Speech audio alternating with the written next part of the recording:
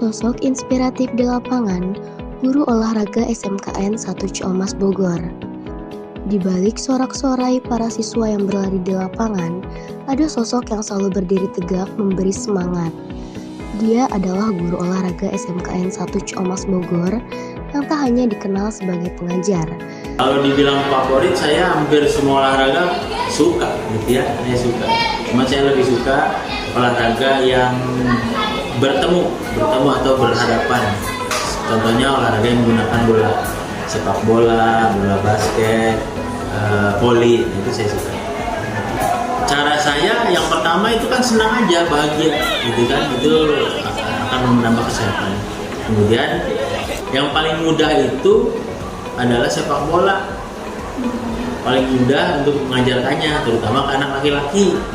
Kalau ke anak perempuan itu agak sedikit sulit, ya. Cara mengatasi yang pertama ketika berolahraga, cederanya apa dulu? Cedera itu macam-macam, ada patah tulang, ada kesleo dan sebagainya. Kalau yang hanya ringan, yang pertama itu dikasih batu es, kemudian diistirahatkan, nggak boleh digunakan lagi tuh.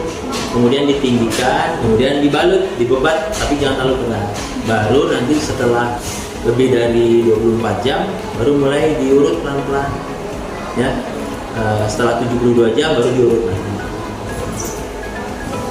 Resiko cedera yang para siswa yang mungkin kurang pemanasan atau bergerak di luar SOP gitu ya, seperti nendang bola ke arah orang-orang yang berkerumun, ya, itu khawatirannya itu terjadinya cedera. Kemudian para siswa yang ingin melakukan aktivitas lebih tapi tidak punya kemampuan fisik atau persiapan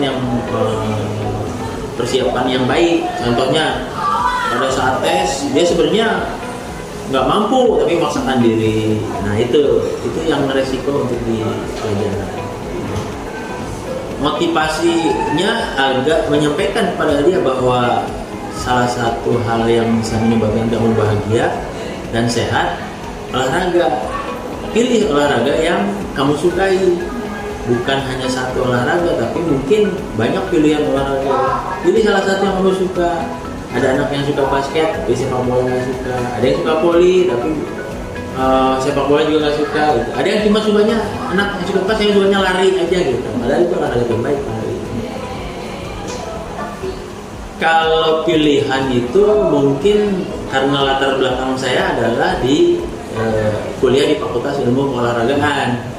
Kalau di Ciamas ini karena tadinya saya bukan di sini, tadinya saya di Gunung Putri, pindah ke sini. Salah satunya adalah jarak tempuh kedekatan saya sama rumah.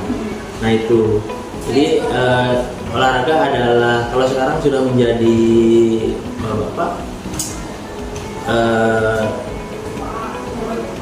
bukan itu kebutuhan dari kehidupan saat ini. Jadi semua orang itu butuh dengan aktivitas olahraga untuk menjaga kesehatan dan kebugaran.